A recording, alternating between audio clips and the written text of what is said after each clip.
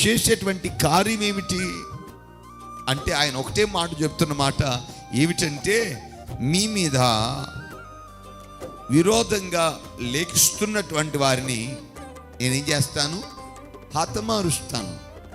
తీర్పు తీర్చి ఆ శత్రువు మీ జీవితంలో ఉండకుండా నేను వాణ్ణి నిర్వీర్యం చేస్తా. అంటే దేవుడు ఎందుకు నీతో నివసించడానికి, నీ దగ్గర సంచరించడానికి వస్తాను అని చెప్తున్నాడు అని అంటే, నీ జీవితంలో నువ్వు నడిపించబడ్డానికి, నీ జీవితంలో నువ్వు కొనసాగించబడ్డానికి, నీ పరిస్థితులన్నీ ప్రతికూలతను కలిగించే ఆ యొక్క సందర్భాలు నీ ఎదుట ఉంటూ ఉండగా ఆయన అంటున్నటువంటి మాట, నీకే ప్రతికూలమైనటువంటి పరిస్థితులైతే నీ జీవితంలో నువ్వు ఎదుర్కొంటున్నావో, ఏ ప్రతికూలమైన పరిస్థితుల్లోనైతే నీ జీవితంలో అడుగులు ముందుకు వేయలేక కొనసాగించబడుతున్నావో, ఆ పరిస్థితుల మధ్యలో నీకు క్షేమాన్ని కలుగజేయడానికి నేను వచ్చి నీ మధ్యలో సంచరిస్తాను అంటున్నాడు.